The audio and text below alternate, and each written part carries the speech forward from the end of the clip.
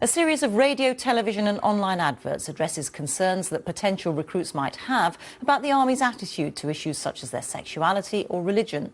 There's been criticism from some former officers who've accused the Army of bowing to political correctness and going soft. Andy Moore reports. The new ads pose a series of questions. Growing up, I really had my heart set on joining the Army. Another reassures would-be recruits that religious faith will be respected. The Army embraces the fact that you come from a different faith.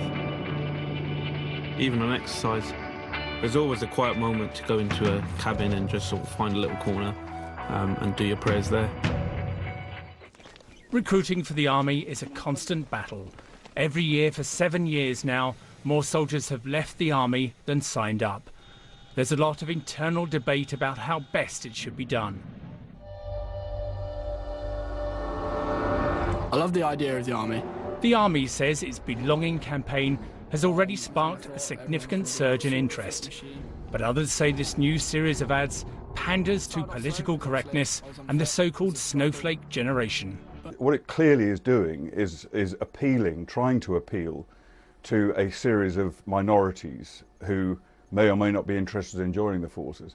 And by doing that, it's almost neglecting the main group of people who are interested in joining. And the main group of people who are interested in joining aren't worried so much about whether they're going to be listened to or there's emotional issues. What they're worried about more is how they're going to face combat. Last month, the new Defence Secretary, Gavin Williamson, halted plans to ditch the Army's Be the Best slogan, which has been used for decades. An internal report had claimed it was datist, elitist and non-inclusive. I'm not afraid to talk. This new campaign does include the slogan, but it's not given the prominence it once had. Andy Moore, BBC News. Growing up, I really had my heart set on joining the Army. My brother was out in Afghanistan. Hearing his experiences, that's when I knew I wanted to join as a medic.